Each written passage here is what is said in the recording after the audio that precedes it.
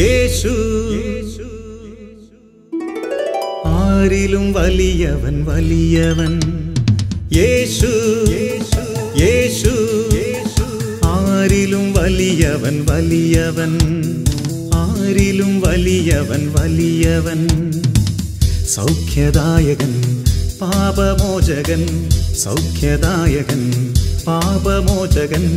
യേശുവേകരക്ഷകൻ. യേശുവേകരക്ഷകൻ. കരുണാമയൻ സ്നേഹഗായകൻ. കരുണാമയൻ സ്നേഹഗായകൻ. യേശു യേശു ആരിലും വലിയവൻ വലിയവൻ. ആരിലും വലിയവൻ വലിയവൻ.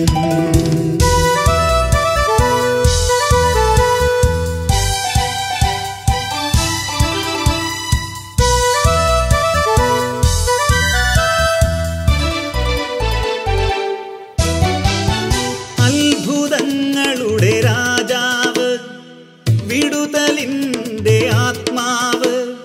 അത്ഭുതങ്ങളുടെ രാജാവ്, വിടുതലിൻ്റെ ആത്മാവ്. ദുഃഖവും ഭയവും നിരാശയും എല്ലാം വിട്ടുപോകും. ദുഃഖവും ഭയവും നിരാശയും എല്ലാം വിട്ടുപോകും. യേശു യേശു ആരിലും വലിയവൻ വലിയവൻ. യേശു യേശു ആരിലും വലിയവൻ വലിയവൻ.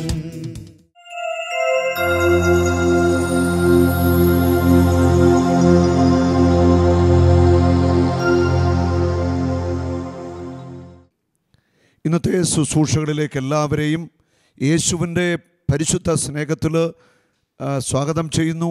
യേശുവിൻ്റെ അത്ഭുത നാമത്തിൽ നമുക്ക് ഒന്നുചേർന്ന് കർത്താവിനെ സ്തുതിച്ച് മഹത്വപ്പെടുത്താം. Hallelujah hallelujah. യേശുവേ നന്ദി, യേശുവേ സ്തുതി. പിതാവേ നന്ദി, ഹല്ലേലൂയ. യേശുവേ നന്ദി, ഹല്ലേലൂയ.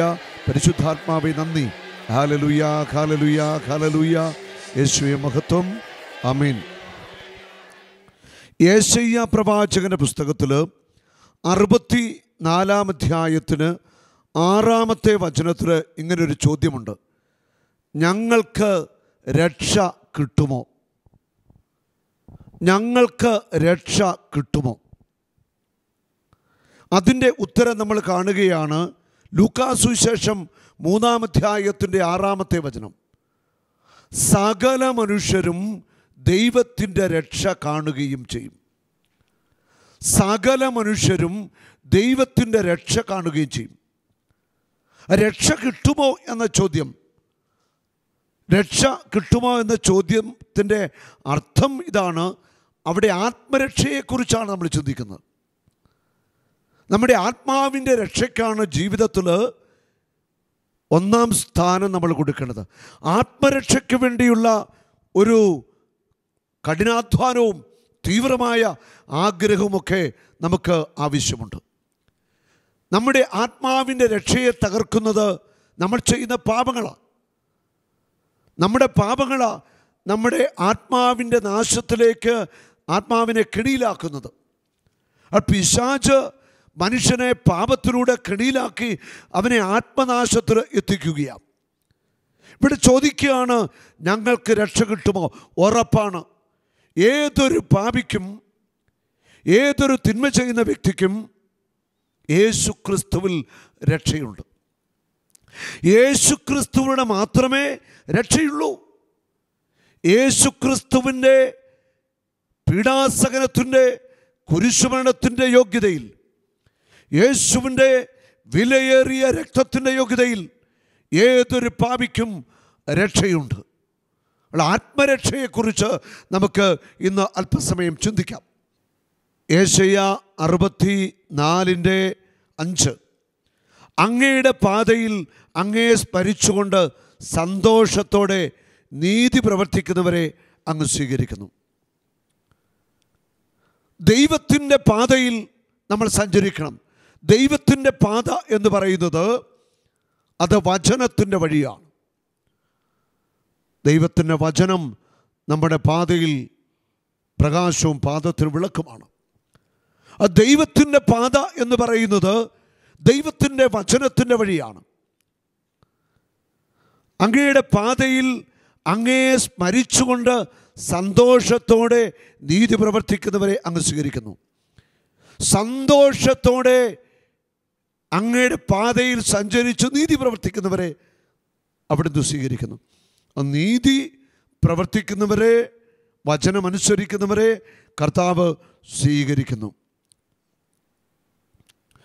അങ്ങ് കോപിച്ചു, കാരണം ഞങ്ങൾ പാപം ചെയ്തു വളരെ കാലം തിന്മയിൽ വ്യാപരിച്ചു. അങ്ങ് കോപിച്ചു, അതിൻ്റെ കാരണമിതാ, ഞങ്ങൾ പാപം ചെയ്തു വളരെ കാലം തിന്മയിൽ ജീവിച്ചു. വളരെ കാലം തിന്മയിൽ ജീവിച്ചു. വളരെ കാലം തിന്മയിൽ ജീവിച്ചപ്പോൾ ഒരുപക്ഷേ പലരിലൂടെ നിനക്ക് ദൈവം ബോധ്യം തന്നിട്ടുണ്ട്, ഇത് തിന്മയാണ്, ഇത് പാപമാണ്, ഇത് നിന്നെ തകർച്ചയിലേക്ക് നയിക്കുമെന്ന്. വളരെ കാലം തിന്മയിൽ ജീവിച്ചപ്പോഴും, തിന്മയുടെ സുഖത്തിൽ ജീവിച്ചപ്പോഴും ദൈവം പലരിലൂടെ നിന്നോട് സംസാരിച്ചിട്ടുണ്ട്. അതൊക്കെ ഒരുപക്ഷെ നീ അവഗണിച്ച് കളഞ്ഞിട്ടുമുണ്ട്. അത് തിന്മയിൽ ജീവിക്കുമ്പോൾ നമ്മുടെ ജീവിതത്തിൽ തകർച്ചകൾ ഒന്നൊന്നായിട്ട് വന്നുകൊണ്ടേ ഇരിക്കും. തിന്മയിൽ ജീവിക്കുമ്പോൾ ദൈവവുമായിട്ടുള്ള ആ ഒരു ബന്ധം നമുക്ക് പൂർണ്ണമായിട്ടും നഷ്ടപ്പെടുകയാണ്. ഞങ്ങൾക്ക് രക്ഷ കിട്ടുമോ? തിന്മയിൽ ജീവിച്ച, വളരെ കാലം തിന്മയിൽ ജീവിച്ച, പാപത്തിൽ മുഴുകി ജീവിച്ച ഞങ്ങൾക്ക് രക്ഷ കിട്ടുമോ? ഉറപ്പാണ്. യേശു ഈ ഭൂമിയിലേക്ക് വന്നത് ചുങ്കക്കാരെ, പാപികളെ, വേശ്യകളെ, തിന്മയിൽ ജീവിക്കുന്നവരെ തേടിയാണ് വന്നത്. ഞങ്ങൾക്ക് രക്ഷ കിട്ടുമോ എന്ന ചോദ്യത്തിൻ്റെ ഉത്തരവിതാണ്, രക്ഷ നിങ്ങൾക്ക് കിട്ടും.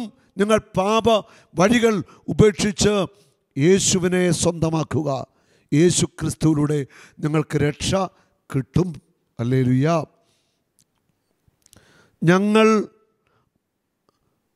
അശുദ്ധനെ പോലെയും ഞങ്ങളുടെ സൽപ്രവൃത്തികൾ മലിന വസ്ത്രം പോലെയുമാണ്. ഞങ്ങൾ അശുദ്ധരാണ്. പാപം ചെയ്ത് ഞങ്ങൾ അശുദ്ധരായി തീർന്നവരാ. ഞങ്ങളുടെ സൽപ്രവൃത്തികൾ മലിന വസ്ത്രം പോലെയാണ്. ഞങ്ങളുടെ സൽപ്രവൃത്തികൾ മലിന വസ്ത്രം പോലെയാണ്. ഇന്ന് പലരും ചെയ്യുന്ന സൽപ്രവൃത്തികൾ മലിന വസ്ത്രമാണ്. അതുപോലെയാണ്. കാരണം ഹൃദയത്തിൽ നിറയെ അശുദ്ധിയും പാപവും മ്ലേച്ഛതയും ഒക്കെ നിറഞ്ഞ് അശുദ്ധനായ ഒരു വ്യക്തി സൽപ്രവൃത്തി ചെയ്താൽ അത് മലിനതയുള്ള വസ്ത്രം പോലെ തന്നെയാണ്. അങ്ങനെയുള്ള സൽപ്രവൃത്തികൾ ദൈവത്തിന് സ്വീകാര്യവുമല്ല. അശുദ്ധിയിലും പാപത്തിലും തിന്മകളിലും ജീവിക്കുന്ന ഒരു വ്യക്തി സൽപ്രവൃത്തി ചെയ്താൽ അത് മലിന വസ്ത്രം പോലെയാണെന്ന ദൈവത്തിൻ്റെ വചനം പറയുന്നത്. മദ്യം വിറ്റുണ്ടാക്കുന്ന പണം പാവപ്പെട്ടവന് ദാനധർമ്മം ചെയ്താൽ ദൈവത്തിന് പ്രീതികരമാകുന്നു എന്ന് വിചാരിച്ചാൽ അത് ഭോഷത്തരമാണ്. തെറ്റായ മാർഗങ്ങളിൽ പണം സമ്പാദിച്ചിട്ട് ആർക്കെങ്കിലുമൊക്കെ സൽപ്രവൃത്തി ചെയ്താൽ അത് നന്മയാണെന്ന് വിചാരിക്കുന്നുവെങ്കിൽ അത് വെറും വിഡ്ഢിത്തരമാണ്. അശുദ്ധനാണോ? അശുദ്ധൻ സൽപ്രവൃത്തി ചെയ്താലും അത് മലിനവസ്ത്രം പോലെയാണെന്ന് ദൈവത്തിൻ്റെ വചനം നമ്മളെ പഠിപ്പിക്കുന്നു.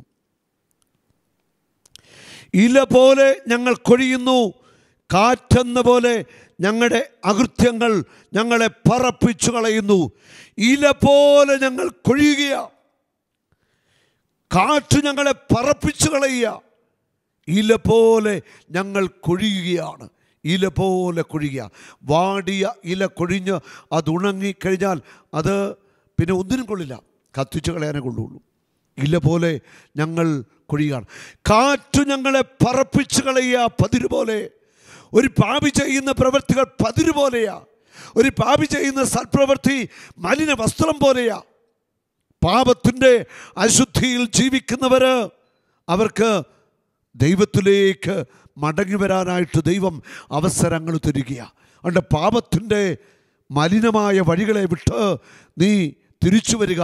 നിനക്ക് രക്ഷയ്ക്കുള്ള എല്ലാ സാധ്യതകളും യേശുക്രിസ്തുവിനെ ദൈവം ഒരുക്കി വെച്ചിട്ടുണ്ട്. യേശുക്രിസ്തുവിനെ രക്ഷകനെ നീ സ്വന്തമാക്കിയാൽ നിനക്കുറപ്പായിട്ടും രക്ഷയുണ്ട്. ആ രക്ഷ എന്ന് പറയുന്നത് അത് ആധ്യാത്മിക ജീവിതത്തിലും ഭൗതിക ജീവിതത്തിലും എല്ലാ മേഖലകളിലും രക്ഷയുടെ ഒരനുഭവം നിശ്ചയമായിട്ടും കർത്താവ് നിനക്ക് തരും. അങ്ങയുടെ നാമം വിളിച്ചപേക്ഷിക്കുകയും അങ്ങയെ മുറുകെ പിടിക്കാൻ ഉത്സാഹിക്കുകയും ചെയ്യുന്നവൻ ആരുമില്ല. അങ്ങ് ഞങ്ങളിൽ നിന്ന് മുഖം മറച്ചിരിക്കുന്നു. യെശയ്യാ 64:7. അങ്ങയുടെ നാമം വിളിച്ചപേക്ഷിക്കുകയും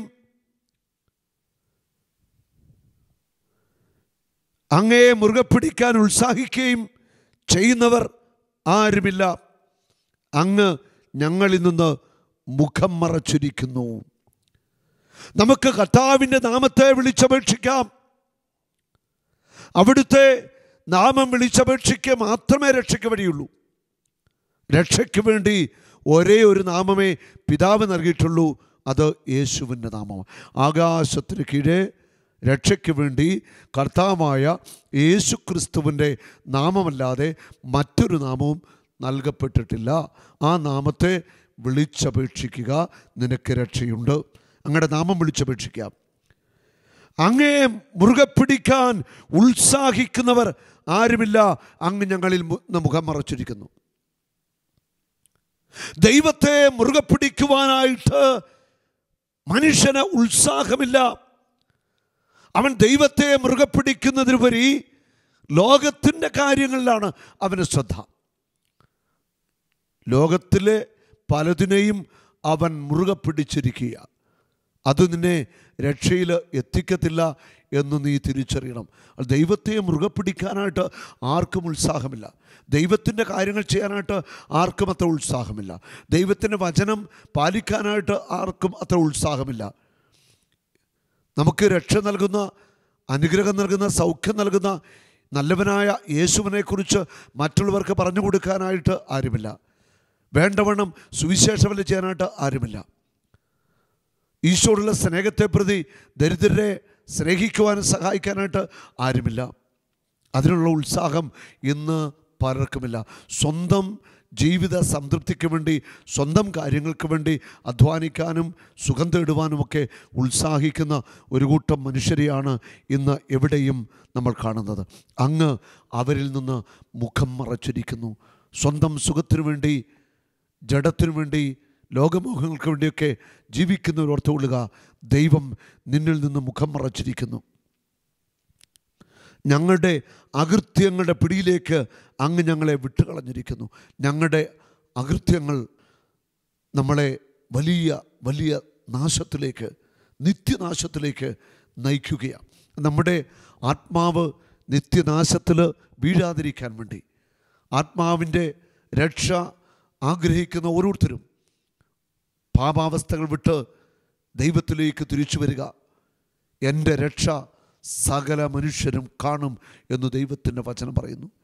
യേശു ക്രിസ്തുവിലൂടെ ആണ് മാനവരാശിക്ക് വേണ്ടി പിതാവ് രക്ഷ ഒരുക്കി വച്ചിരിക്കുന്നത്. ആ രക്ഷ സ്വന്തമാക്കുവാൻ നമുക്ക് ആഗ്രഹിക്കാം. അതിനുവേണ്ടി നമുക്ക് തീഷ്ണമായിട്ട് പ്രാർത്ഥിക്കാം. ആമോസ് പ്രവാചകന്റെ പുസ്തകത്തിൽ 5-ാം അധ്യായത്തിൽ 12 മുതൽ 15 വരെയുള്ള തിരുവചനങ്ങൾ. നിങ്ങളുടെ അതിക്രമങ്ങൾ എത്രയെന്ന്, നിങ്ങളുടെ പാപങ്ങൾ എത്ര ഗൗരവമേറിയതെന്നും എനിക്കറിയാം.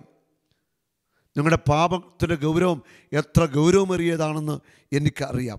നിങ്ങൾ നീതിമാന്മാരെ പീഡിപ്പിക്കുന്നു, കോഴ വാങ്ങുന്നു, നിരാലംബർക്ക് നീതി നിഷേധിക്കുന്നു. ഇതൊക്കെ നിങ്ങൾ ചെയ്യുന്ന പാപമാണ്. അതുകൊണ്ട് നിങ്ങൾ കർത്താവിൽ നിന്ന് വളരെ അകലെയാണ്. ഇക്കാലത്ത് വിവേകി മൗനം പാലിക്കുന്നു. കാലം ദുഷിച്ചതാണ്. ശരിയല്ലേ? എവിടെ തിരിഞ്ഞാലും നമുക്ക് തിന്മയാണ് കാണാൻ സാധിക്കുന്നത്. ദുഷിച്ച ഒരു ലോകമാണ് നമ്മുടെ ചുറ്റുവട്ടം നമ്മളിത് കണ്ടുകൊണ്ടിരിക്കുന്നത്. എന്തു ചെയ്യാൻ മടിയില്ലാത്ത ഒരു സമൂഹം.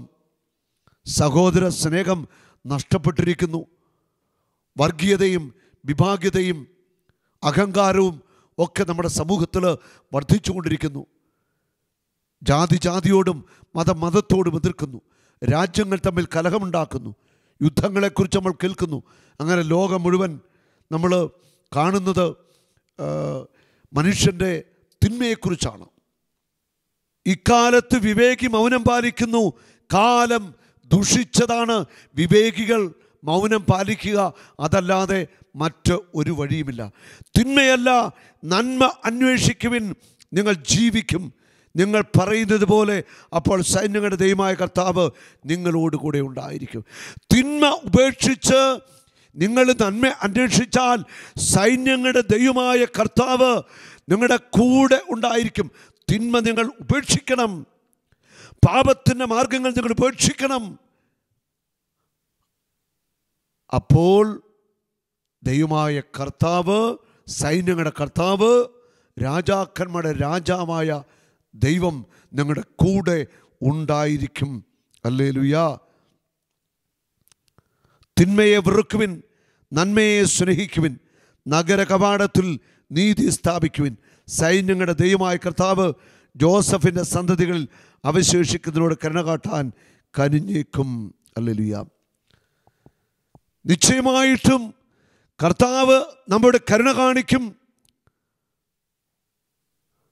രക്ഷയിലേക്ക് അവിടുന്ന് നമ്മളെ നയിക്കുകയും ചെയ്യും. ഈ കാലഘട്ടത്തിൽ നമ്മൾ ജാഗ്രത ഉള്ളവരാവുക, വിവേകികളായിട്ട് മാറുക. തിന്മയെ ഉപേക്ഷിക്കുക, നന്മയെ അന്വേഷിക്കുക. കർത്താവ് നിങ്ങളുടെ കൂടെ ചേർന്ന് നടക്കും. ഹല്ലേലൂയ. ഉറപ്പാണ്, കർത്താവ് നമുക്ക് രക്ഷ ഒരുക്കി വച്ചിരിക്കുന്നു. ആ രക്ഷ ക്രിസ്തുവിലൂടെ മാത്രമാണ്. നമുക്ക് എണീറ്റ് നിൽക്കാം, കണ്ണുകളടയ്ക്കാം, രണ്ട് കരങ്ങളും ദൈവസന്നിധിയിലേക്ക് ഉയർത്തിപ്പിടിച്ച് ഇങ്ങനെ പ്രാർത്ഥിക്കാം. കർത്താവായ യേശുവേ, അങ്ങാണ് മാനവരാശിയുടെ രക്ഷകൻ.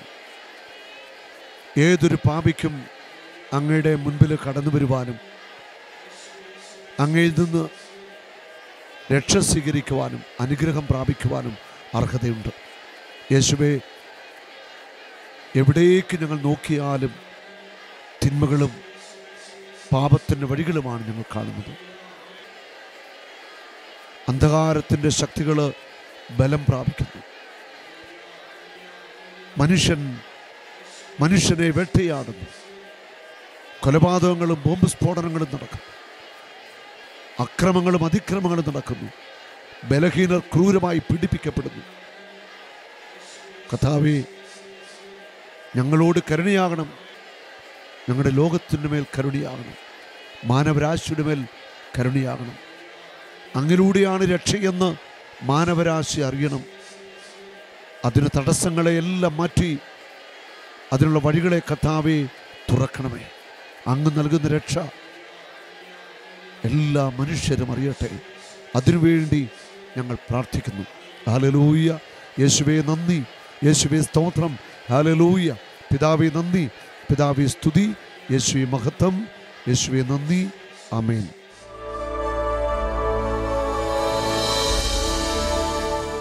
എൻ്റെ പേര് സോഫി. ഞാൻ ചങ്ങനാശ്ശേരി മാമൂട് ഇടവകയിൽ നിന്ന് വരുന്നു.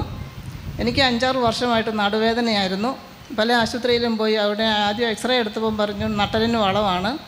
അത് കഴിഞ്ഞ് എനിക്ക് മരുന്നൊക്കെ തിന്നിട്ട് വേദനയൊന്നും കുറവില്ലായിരുന്നു. പിന്നെ MRI ചെയ്ത് നോക്കിയപ്പോഴത്തേക്കിന് ഡിസ്ക് 2 ബൾജ് ചെയ്തിരിക്കുകയാണ്. എന്നിട്ട് ഞരമ്പ് ഇവിടെ ജാമായിട്ട് ബ്ലഡ് സർക്കുലേഷൻ ഇല്ലാതെ കണ്ട് അന്നേരം എനിക്കൊരു സൈഡ് മുഴുവൻ കാലൊട്ട് മുന്നോട്ട് വെക്കത്തില്ല, ഒട്ടും നിൽക്കത്തില്ല. ഒരു 5 മിനിറ്റ് പോലും എനിക്ക് നിൽക്കാൻ വയ്യ. ഇരുന്നാൽ 10 മിനിറ്റ് കൂടി ഇരിക്കാൻ വയ്യ. നടക്കത്തില്ല. ഈ കാല് മുന്നോട്ടെടുത്ത് വെക്കത്തില്ല.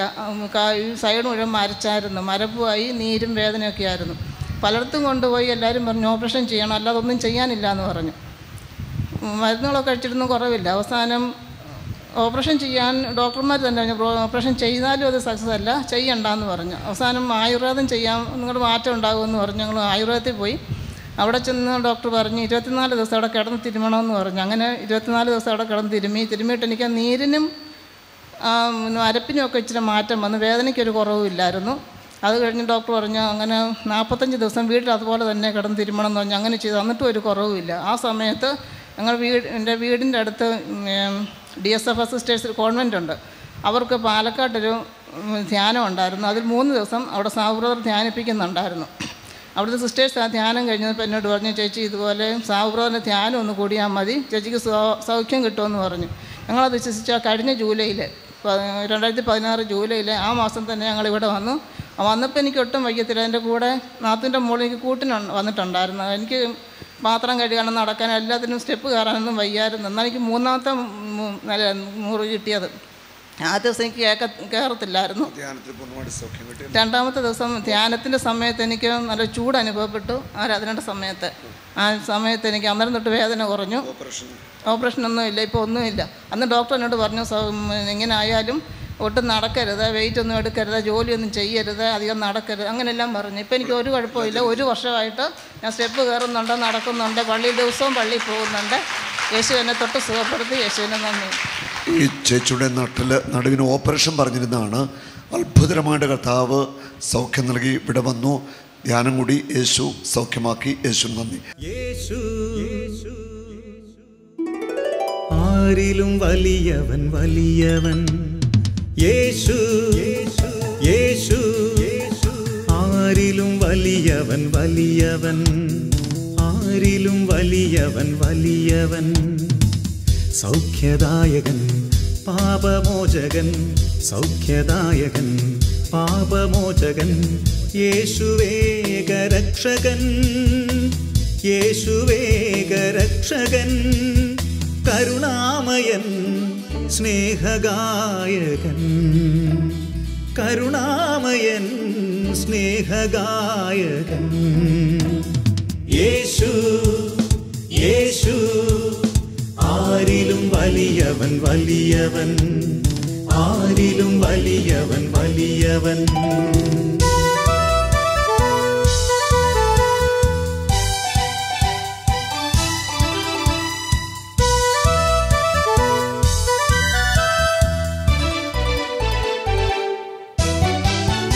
അത്ഭുതങ്ങളുടെ രാജാവ്, വിടുതലിൻ്റെ ആത്മാവ്.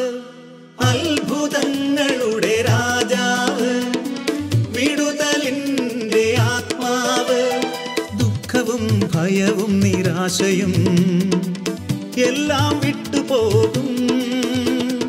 ദുഃഖവും ഭയവും നിരാശയും എല്ലാം വിട്ടുപോകും.